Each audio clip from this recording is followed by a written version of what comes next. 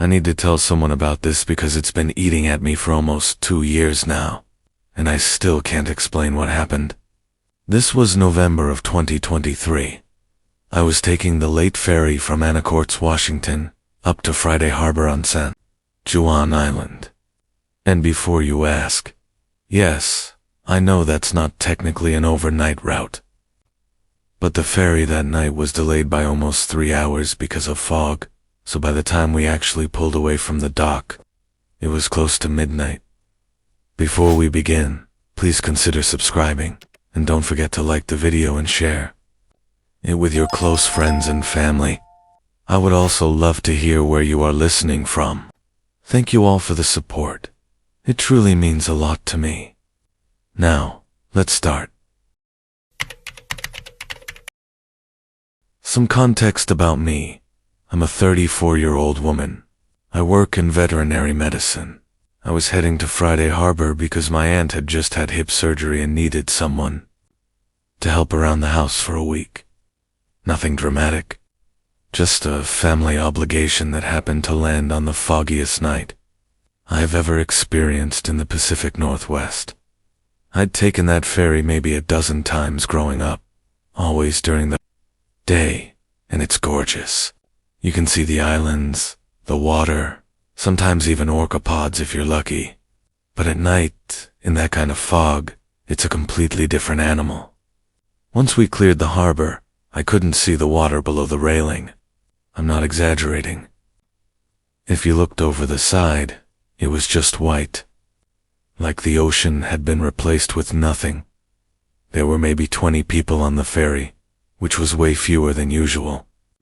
Most of them were in the cabin area where the seats and the vending machines are. I'd grabbed a coffee and was sitting by the window, but you couldn't see anything through the glass. So I decided to go out on the observation deck for some air. I figured I'd stand out there for a few minutes, then come back inside and try to nap until we docked. The deck was empty when I stepped out. The fog was so thick that the overhead lights on the ferry created these weird halos, almost like street lamps in an old photograph. The engines were humming, and beyond that, silence. The deck was wet, and I remember the metal grating under my feet feeling slick. I pulled my jacket tighter and walked over to the railing on the port side. There was a lifebuoy mounted to the wall near where I stood, bright orange, and the condensation on it made it look like it was sweating. I just stood there, leaning on the railing, looking out at absolutely nothing. I'd been out there maybe 5 minutes when I heard a voice. It was coming from below, from the water. At first, I thought it was just the sound of the ferry's wake distorting against the hull, because sound does strange things on the water, especially in fog. But then I heard it again, and it was clearly a voice. A woman's voice. She was saying something, but I couldn't make out the words. It was like listening to someone talk through a wall. You know it's language, you can hear the rhythm of speech, but the actual words are just slightly out of reach. I leaned over the railing, trying to hear better, which was probably stupid. The voice seemed to be coming from directly below me, maybe 15 or 20 feet down, right at the waterline. I looked, but all I could see was fog. Not even the surface of the water. Just a thick, white void. Then the voice stopped, and in the silence that followed, I heard something else. Knocking. 3 deliberate knocks against the hull of the ferry, right below where I was standing. Not waves, not debris bumping against the side. 3 evenly spaced knocks. Like someone rapping their knuckles on a door, I backed away from the railing so fast I nearly tripped over a bench. My heart was going crazy. I stood there for a second, frozen, just listening. Nothing. The engines hummed. The fog sat there. Silence. I was about to go back inside when I heard the voice again, except this time it wasn't below me. It was behind me, on the deck. I spun around, and there was no one there. The deck was empty. but the voice continued, faint and muffled, like it was coming from inside the fog itself. I still couldn't understand the words, but the tone had changed. It sounded urgent, almost pleading. I practically ran back to the cabin. I sat down in my seat and I did not move for the rest of the trip. I told myself it was the fog playing tricks with sound, that voices can carry for miles over water and bounce off hulls and decks in ways that don't make sense. I told myself ferries creak and groan and bang against things all the time. But here's the thing that I can't explain away. When I got to Friday Harbor and was walking off the ferry, I passed by one of the crew members. He was a younger guy, maybe mid-20s. He looked exhausted, and not the normal kind of tired you'd expect from a late shift. He looked shaken. I almost didn't say anything, but something made me stop. I asked him if the crossing had been normal.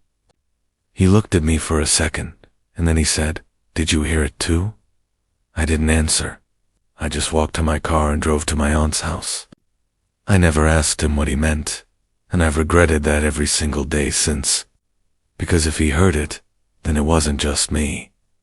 And if it wasn't just me, then something was actually out there in that fog, knocking on the side of that ferry and calling out to anyone who would listen.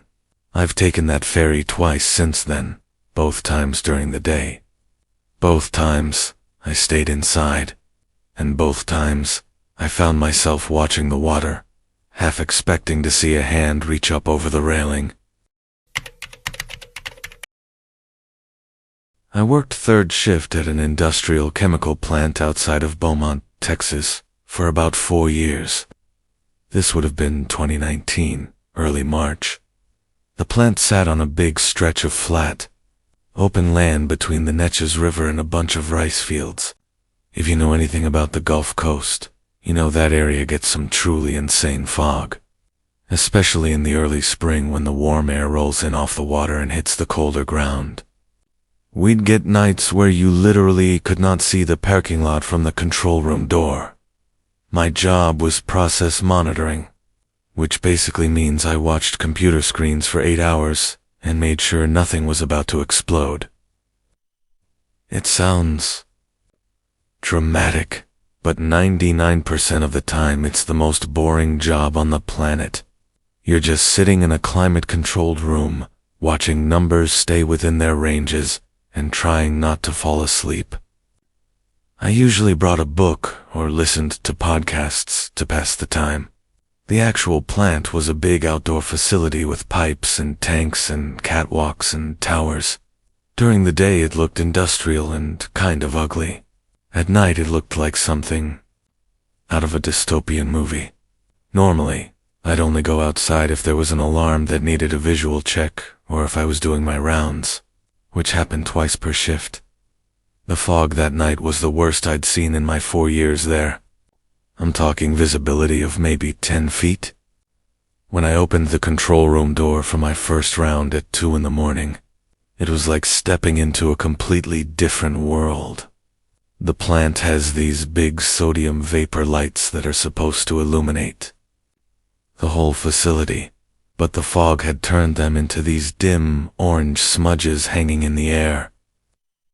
I could hear the hum of the cooling towers somewhere to my left, but I couldn't see them.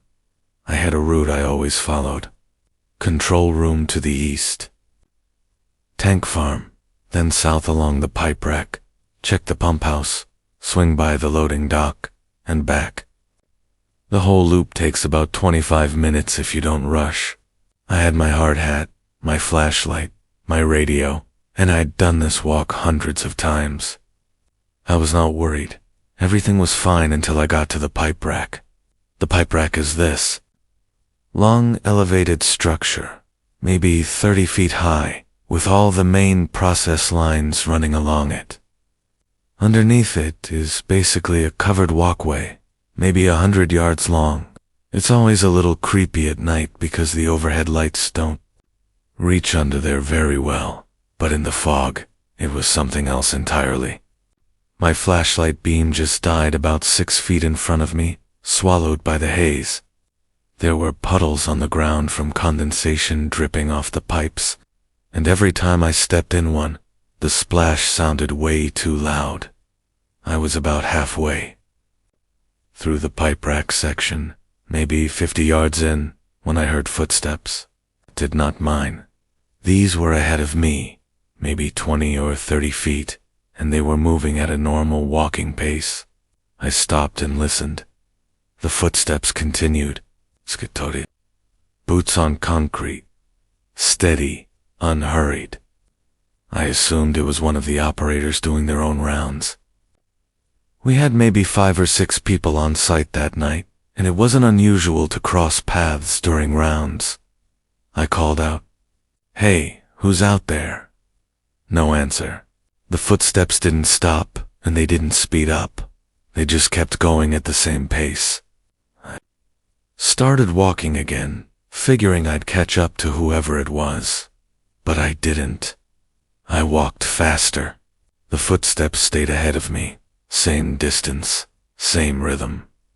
I actually started jogging at one point, and the footsteps matched. Not like someone speeding up to keep away from me. The rhythm didn't change at all. The tempo just somehow covered more ground. I stopped. The footsteps stopped. I waited about 10 seconds, then took one step forward. One footstep echoed ahead of me, perfectly synchronized. I'm not a guy who scares easily. I've worked around hydrogen sulfide and anhydrous ammonia. I've done emergency evacuations at 3 in the morning. But standing under that pipe rack in the fog, listening to something match me step for step without ever getting closer or further away, I felt genuine terror. I turned around and walked back the way I came. I skipped the rest of my rounds. When I got back to the control room, I checked the security cameras, but the fog was so thick that the outdoor cameras just showed white. I didn't tell anyone what happened. I finished my shift, drove home, and convinced myself it was some kind of acoustic phenomenon. Sound bouncing off the pipe rack structure, echoing my own footsteps back at me with a delay that made it seem like someone else. That explanation held up until the next week, when a guy named Dale, one of the operators, asked me if I'd ever heard footsteps out by the pipe rack at night. He said he'd been hearing them for months, but didn't want to say anything because he thought people would think he was losing it. I asked him if the footsteps matched his. He just looked at me and said, "Yeah, every single time." We both agreed it was probably echoes. Neither of us believed that. The worst part was that Dale told me he once tried standing still for a full minute after the footsteps stopped matching him. He said after about 30 seconds of silence, the footsteps started up again on their own, walking slowly toward where he was standing.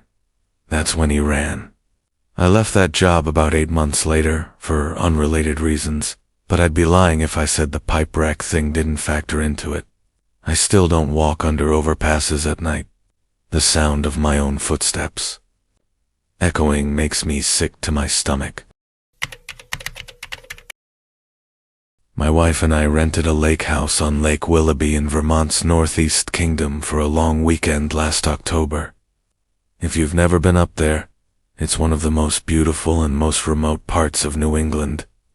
The lake sits between 2 mountains, Mount Pisgah and Mount Hoare, and it's this deep glacial lake that's almost unnaturally clear.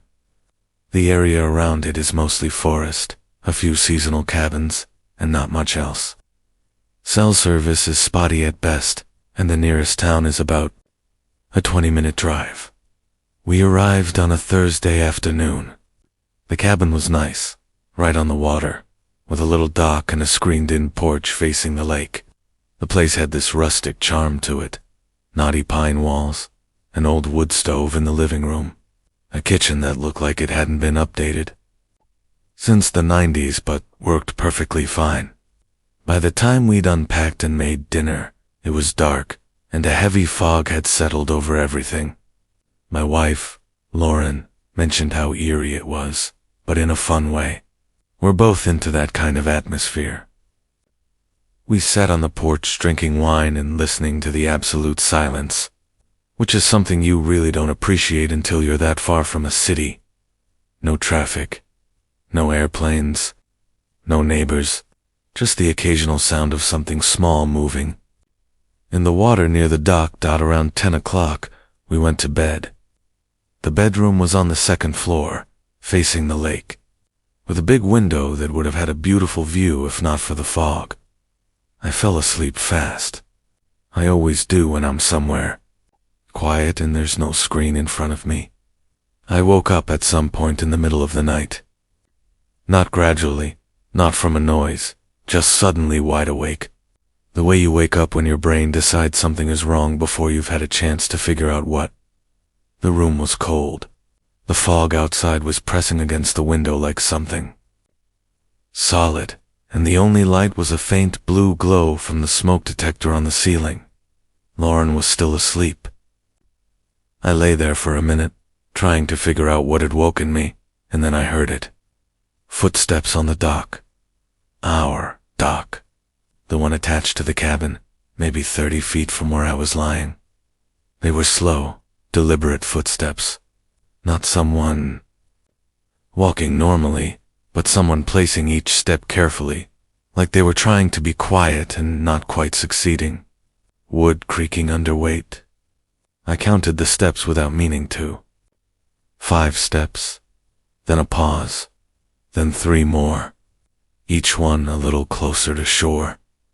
I got up and went to the window. I couldn't see anything. The fog was too thick, but I could hear the footsteps continuing, moving from the end of the dock, toward the shore, toward the cabin. They stopped. I waited, barely breathing, staring into white nothing. Then I heard a new sound. The screen door on the porch, the one we'd closed, but not locked, was opening. That low, drawn-out creak of a spring-loaded door being pulled slowly. I grabbed my phone and turned on the flashlight. I went downstairs as quietly as I could. The front door was still locked. I went to the side door that connects to the porch and looked through the glass. My flashlight barely penetrated the fog on the porch, but I could see enough. The screen door was open. Not all the way, just about a foot, like someone had opened it and then stopped. One of the porch chairs had been moved. It had been facing the lake when we went to bed, and now it was facing the side door. Facing me. I'm not proud of this, but I did not go outside. I locked the side door, checked every other door and window in the cabin, and went back upstairs. I woke Lauren up and told her I thought someone had been on the porch. She asked if I was sure, and I said yes. We didn't sleep for the rest of the night. We just lay there in the dark, listening in the morning. The fog was still there, but thinner. I went outside to check the porch. The screen door was closed, which was weird because I hadn't closed it. The chair was back in its original position, facing the lake. I stood there for a while, trying to convince myself that I'd imagined the whole thing, that maybe the wind had moved the chair and I just hadn't remembered its position correctly. But I knew better. I walked down to the dock. The wood was wet from the fog, so I couldn't see footprints, but I noticed something at the end of the dock that hadn't been there when we arrived. A small pile of stones, maybe 5 or 6 of them, stacked neatly on the corner post of the dock. Smooth, round lake stones, the kind you'd find on the bottom if you dove down. Okay? They were arranged carefully, balanced on top of each other, like a little cairn. I touched the top one and it was ice cold, colder than the air, like it had just come out of the water. We left that afternoon. We'd booked through Sunday, but we left on Friday. I emailed the property owner and asked if there was anyone else staying nearby or if locals ever came down to the lake at night. She said the nearest occupied cabin was over a mile away and that no one should have been on the property. She also said that I was the third renter that season to mention something about the dock at night. She didn't elaborate on what the other renters had said, and honestly, I didn't ask. I didn't want to know. What bothers me most isn't even the footsteps, or the chair, or the stones. It's the screen door being closed again by morning. That means whoever was out there came back, or they never left. I'm a deer hunter. Have been since I was 12. My dad got me into it, and his dad got him into it, so it's a family thing. I live in Duluth, Minnesota, now, but my family owns about 80 acres of woods outside of Ely, up near the Boundary Waters. Every November, we head up there for the opening of rifle season. It's tradition. We've got a couple of permanent tree stands and a ground blind set up at various spots on the property. I know those woods like I know my own apartment. This was November 2021.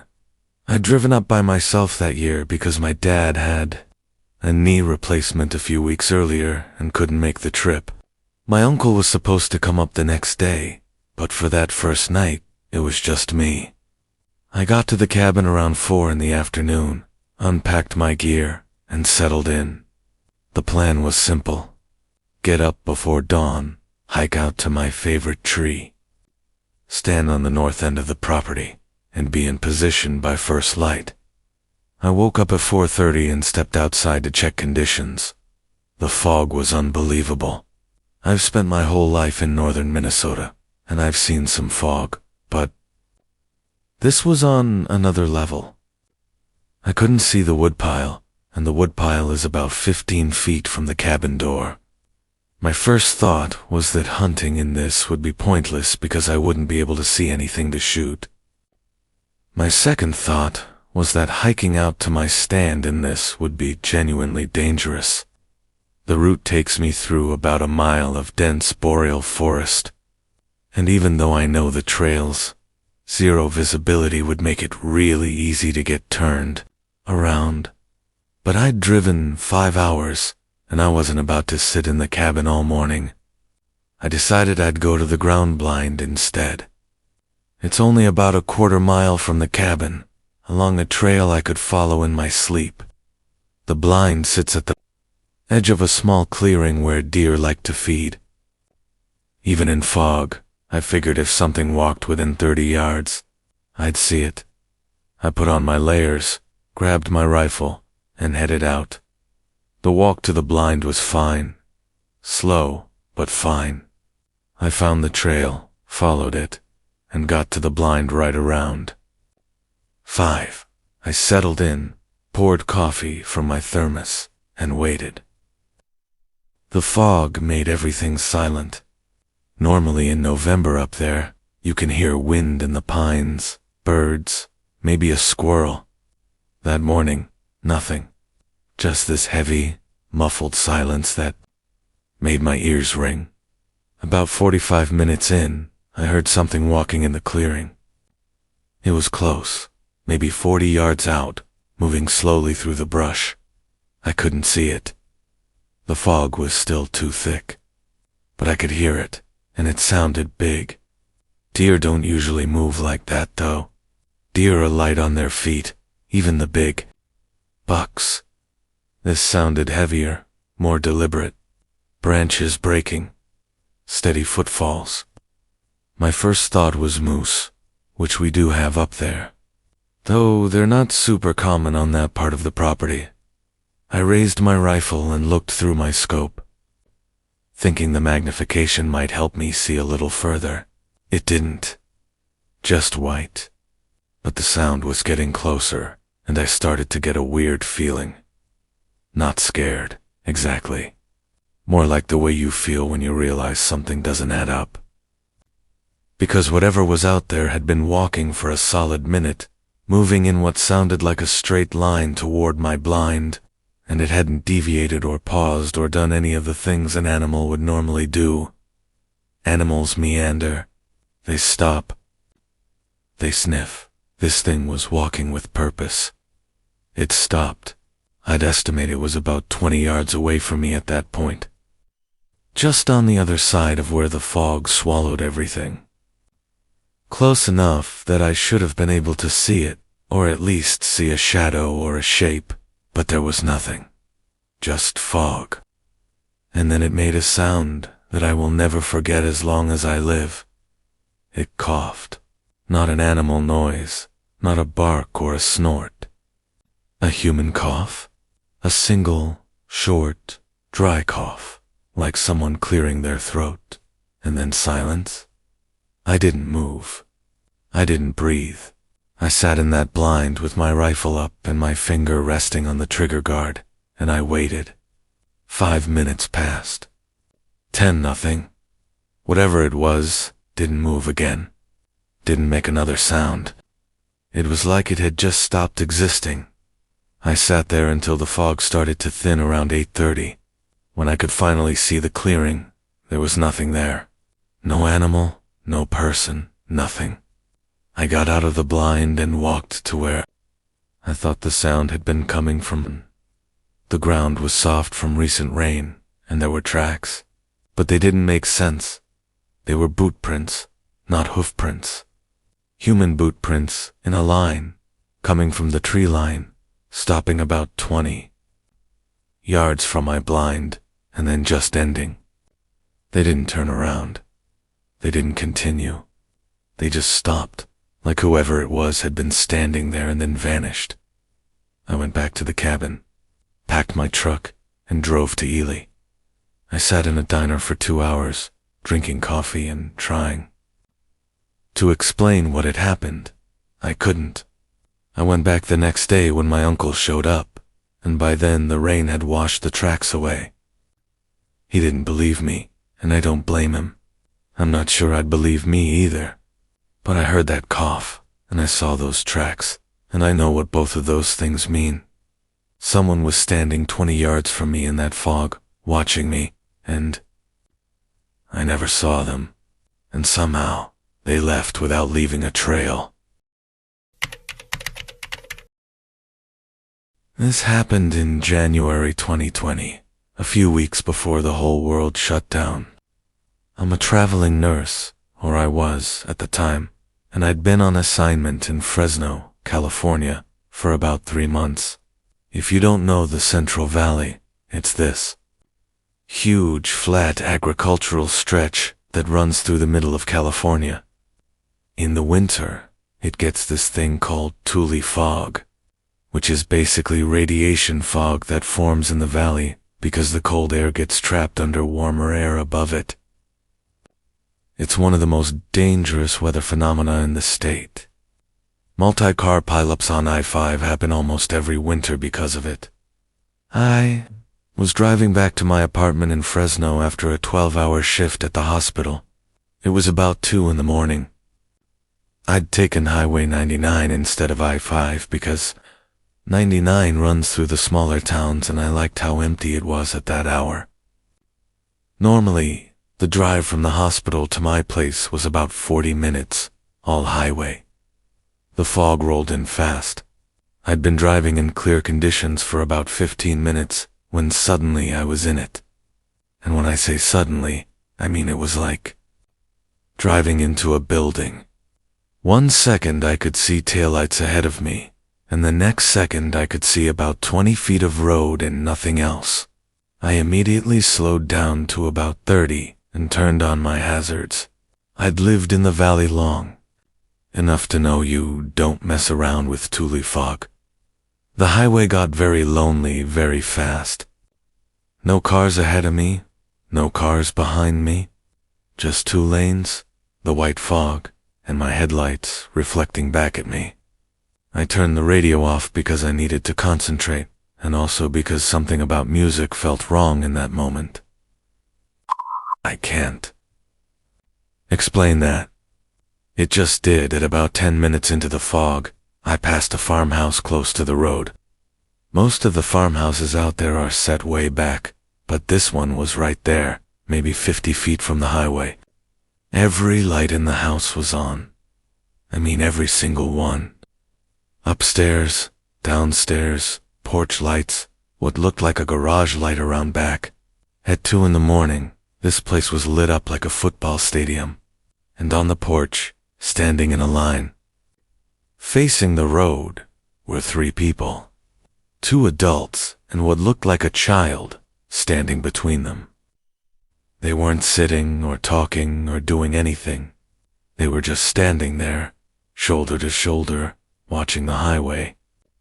What's in me? I'll be honest, I barely had time to register it before I was past them, but the image burned into my brain. Something about the way they were standing, perfectly still, all 3 of them oriented in exactly the same direction, felt deeply wrong. People don't stand like that. Even if you're watching for something, you shift around, you talk to each other. These 3 were like statues. I kept driving. The fog got worse.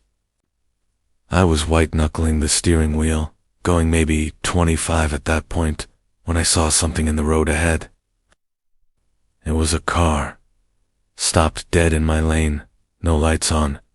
I swerved, hard, barely missed it, and came to a stop about 50 yards past it on the shoulder. My hands were shaking. If I'd been going any faster or if I'd seen it a second later, I would have slammed into it. I sat there for a minute, trying to calm down, then looked in my rearview mirror. I couldn't see the car I'd almost hit. The fog had swallowed it, but I felt like I should go check if someone was inside, if they'd broken down or had a medical emergency. That's the nurse in me. I put my car in reverse and slowly backed up until I could see the other car in my headlights. It was a white sedan, older model, sitting perfectly in the center of my lane. Driver's side door was open. Interior light was on, which meant the battery was still working. The engine wasn't running. I got out and walked toward it. The air was freezing and so wet from the fog it felt like it was raining. I called out, asked if anyone was okay, but got nothing back. I got to the car and looked inside. Empty. The keys were in the ignition, turned to the on position. A purse was on the passenger seat. A phone was in the co-folder, screen dark. Coffee cup from a gas station was in the other cuff holder, still warm. I touched it without thinking, and it was warm. Whoever had been driving that car had not been gone long. I looked around, but there was nowhere to look. It's fog in every direction. No houses nearby, no other cars, no businesses. Flat farmland on both sides of the highway. Whoever left that car walked into fog and fields, and I had absolutely no way of knowing why or where they went. I called 911 and reported the abandoned car. The dispatcher said they'd send someone out. I gave them the location as best I could and got back in my car. As I pulled away, my headlights swept across the field to the right of the highway, and for just a second, less than a second really, I thought I saw someone standing out there, far out, maybe 100 yards into the field, a figure, perfectly still, facing my direction. And then the headlights moved past, and it was just fog again. I drove the rest of the way home at 15 miles an hour with every light on my car blazing. The cops never followed up with me. I checked the local news for a few days, looking for a missing person report or an abandoned vehicle story, but I never found anything. That warm coffee cup is what I keep coming back to. Someone was just there. Someone got out of that running car in the middle of nowhere at 2 in the morning in fog so thick you couldn't see your own hand, and they just walked away. I grew up in a small town about 20 minutes outside of Bloomington, Indiana. The kind of town where everyone knows everyone and nothing ever happens, which is part of why this stuck with me so hard. There's a covered bridge on County Road 300, about 1.5 miles from the house I grew up in. Buskirk Bridge, it's called. It was built in the 1880s, and it crosses a creek that feeds into the White River. During the day, it's actually kind of pretty. Photographers come out too. Shoot it in the fall when the leaves change. At night, especially in the fog, it's a different place entirely. This happened in October 2020. I was 19 and back home because, well, college had gone remote and there wasn't much point paying for an apartment in the city when classes were on Zoom. I'd been hanging out with my buddy Trevor pretty much every night because, again, small town, nothing to do. Our usual routine was to drive around, listen to music, sometimes park somewhere and talk. That's literally the height of entertainment in rural Indiana. One night, Trevor picked me up around 11 and we were just driving. It had been foggy. All day, the kind of low, heavy fog that hangs in the hollows and creek beds and doesn't go away. We ended up on County Road 300, which was not unusual. It's a back road we'd driven 1,000 times. But that night, when the bridge came into view in the headlights, Trevor slowed down. I could tell he wanted to stop, so I asked him what he was doing. He said he just wanted to check it out. I thought he was being weird, but whatever. He pulled over to the side of the road, right before the bridge entrance, and killed the engine. The headlights went out, and we were sitting in complete darkness. The fog was so thick that even the moonlight wasn't getting through. I could hear the creek blow, but that was about it. The bridge itself was this black rectangle in front of us, like a doorway cut into the fog. The opening was just wide enough for one car, and inside it was even darker than outside. I could smell the old wood and the damp from the creek. It smelled like something ancient. We sat there for maybe 2 minutes in silence. I was about to tell Trevor this was dumb and to just drive when he grabbed my arm and told me to listen. So I did. At first, nothing. Then I heard it. Footsteps. Someone was walking across the bridge. The covered bridge has a wooden plank floor. And when you walk on it, it makes a very specific, hollow, echoing sound. I'd walked across that bridge 100 times. I knew exactly what footsteps on it sounded like, and someone was walking from the far end toward our end. Slow, steady steps. Trevor and I both sat there, not moving, listening. The footsteps continued, getting closer. They were measured and deliberate, not someone jogging or running, just a calm walk. In the middle of the night, in the fog, on a bridge that led to a dead-end dirt road on the other side. I started feeling really uneasy, but I told myself it was probably just someone out for a walk or a teenager being an idiot like us. But then the footsteps reached our end of the bridge and stopped. Not faded out, not slowed down. Stopped, right at the entrance. I could have thrown a rock and hit whoever it was. That's how close they were. But I couldn't see them. The fog was like a wall to Trevor turned the headlights on. The beams hit the fog and diffused into nothing, but they lit up the bridge entrance enough that we should have been able to see someone standing there. No one was there. The bridge entrance was empty. Just the old wooden frame, the plank floor, and fog pouring through like smoke. I didn't say anything. Neither did Trevor. He turned the car on and we left. We didn't speed. We didn't scream. We just drove away in complete silence. About 5 minutes later, he asked me if I'd heard it, and I said yes. That was the only thing either of us said about it that night. Here's the part that still messes with me though. About 2 weeks later, I was at the gas station in town, and I ran into this older guy named Harold who used to farm the land on the other side of that bridge. I wasn't going to bring it up, but he did. He asked me if I'd been out by the bridge recently, and I said yeah. He asked if it was at night, and I told him it was. He nodded like he already knew the answer.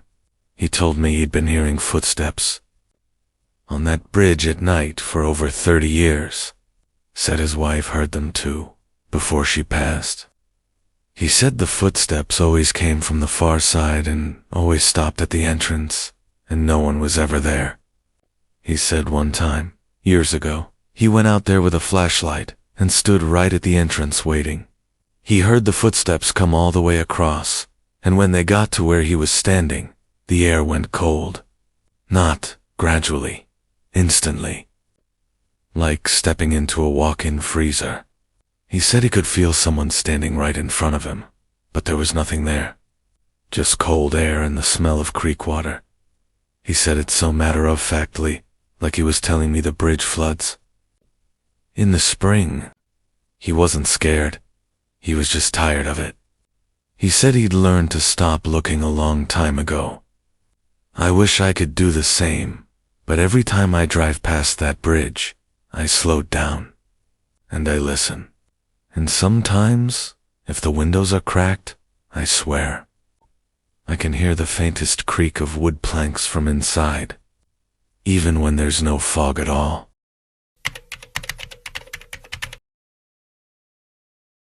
This happened in August of last year, so 2024.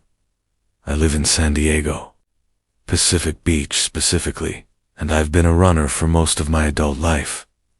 My usual spot is Mission Bay. I'll do loops around the bay, sometimes cut through Fiesta Island, which is this big undeveloped peninsula in the middle of the bay. During the day it's a dog park and barbecue area, but it's basically empty at night. Just a paved loop, some sand, and not much else. San Diego doesn't get a lot of fog, but when it does, it comes in off the ocean and it can be surprisingly dense. August is technically still summer, but we get this thing called the moraine that rolls in during the late evening and early morning. Usually it burns off by 9 or 10, but once in a while, it stays thick all night. This was one of those nights. I went out for a run around 9:30. I know that's late, but I'd had a weird day at work and I needed to clear my head. I drove to the Fiesta Island entrance and parked in the lot near the causeway. The fog was heavier than I expected, but I figured the loop road is paved and flat, so there wasn't much risk of getting lost. The whole island loop is maybe 3.5 miles. I'd done it so many times I didn't need to see where I was going. I started running counterclockwise, which is my usual direction. The fog was thick enough that I couldn't see more than about 30 feet ahead. The bay was invisible. The lights from the hotels across the water were just dim orange smears. It was eerily quiet for a place that's usually full of noise. No boats, no dogs barking, no music from the beach. Just my footsteps and my breathing. I passed the first parking area, the one where people set up their barbecues during the day. And it was deserted. A couple of trash cans, a portable toilet, nothing else. The road curved gently to the right, and I settled into my rhythm. I was about a mile in, on the eastern side of the island, when I saw someone ahead of me on the road. It was another jogger, or at least that's what it looked like. They were running in the same direction as me, about 50 feet ahead, and they were moving at roughly my pace. I could see their silhouette in the fog, the motion of their arms and legs, that unmistakable shape of someone mid-stride. I didn't think much of it. Other people run that loop at night sometimes, but after a few minutes, I realized I wasn't gaining on them at all. That was unusual because I was running at a decent pace, around 8-minute miles, and most casual joggers don't maintain that for long. This person was keeping a perfectly consistent distance ahead of me, not pulling away, not falling back. Exactly the same gap. I decided to speed up, partly because I was curious, and partly because I wanted to pass them. I kicked it up to maybe a 7-minute pace. The silhouette ahead of me maintained the exact same distance. I went faster. Same result. They were matching me stride for stride without ever looking back. I slowed down. They slowed down. I stopped. They stopped. And that's when the hair on the back of my neck stood up, because they didn't slow to a stop the way a person does. They just went from running to stationary in one step. No deceleration, no stutter step. Just motion, then stillness. That's not how bodies work. I stood there for maybe 10 seconds, watching this figure 50 feet ahead of me, standing perfectly still in the fog. They were facing away from me, which I was grateful for, because I did not want to see their face. I don't know why I felt that so strongly, but I did. Every instinct in my body was telling me not to get closer and not to let them turn around. I turned around and started running back the way I came. I didn't look behind me. I didn't want to know if they'd turned around. I just ran. The causeway. Back to the parking lot was about 1.5 miles behind me, and I covered it faster than I've ever run in my life. When I got to my car, I was gasping. I unlocked it, got inside, locked the doors, and sat there for a minute. Then I looked out toward the loop road. The fog was still thick, but under one of the few working streetlights near the causeway, I could see the road. And standing on it, right at the edge of the light, was the silhouette. Same distance from me that it had always been. About 50 feet. It was facing me now. I started my car and left. I didn't look in my rearview mirror. I drove home, took a shower, and sat on my couch until the sun came up. I called my buddy Marcus the next morning and told him what happened. He's a logical guy, an engineer, and he said it was probably just another runner messing with me. I wanted to believe that, but it doesn't explain how they stopped the way they did. It doesn't explain the distance never changing. And it doesn't explain how they were standing at the causeway when I got back to my car, because, to do that, they would have had to run the opposite direction around the entire island and arrive there before me. I haven't run on Fiesta Island at night since, and I probably never will. The thing that haunts me isn't that I saw someone, it's the way it moved, or more accurately, the way it didn't. People have momentum. People have inertia. Whatever that thing was, it didn't follow the rules that human bodies follow. And the fact that it was always exactly 50 feet away, never more, never less, means it wasn't just some other runner who happened to be going my speed. It was tracking me. Precisely. And it wanted me to know it.